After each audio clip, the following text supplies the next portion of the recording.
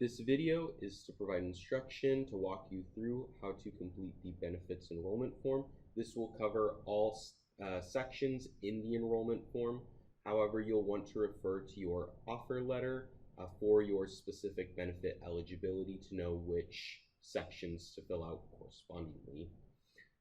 This first page right here will provide online instruction on how to complete the form electronically if you are completing the form electronically.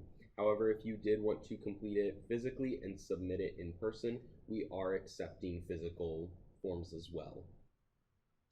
And so the first section of the form, section A, will ask for employee information.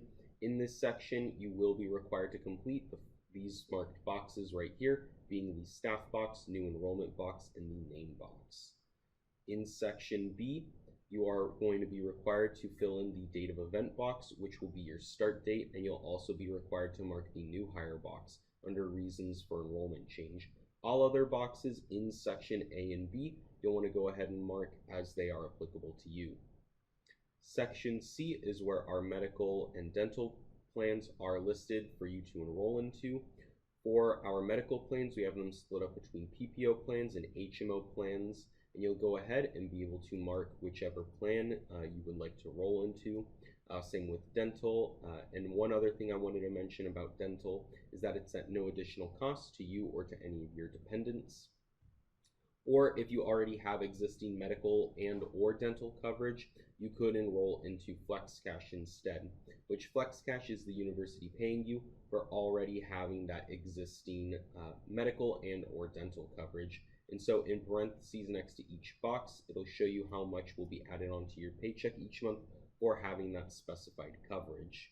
And then with that indication, you'll also want to list the name of the insurance company as well as the group number with them. And then if the plan is under your spouse, you'll want to go ahead and include their social security number. In section D, this will be information and instructions on how to provide any additional documentation with the form if you are submitting it electronically or in person. And then section E will be where you'll list everyone who will be on your plan, including yourself. So you just want to go ahead and fill in the boxes with the information that it asks for. And then at the very bottom, you'll want to go ahead and sign and date. The form will go into effect at the first of the following month from when the form is submitted. And if you do have any specific questions or concerns about anything listed on the form or your benefits in general, I definitely recommend reaching out to our benefits coordinator, and they'll be able to answer any questions or concerns you may have.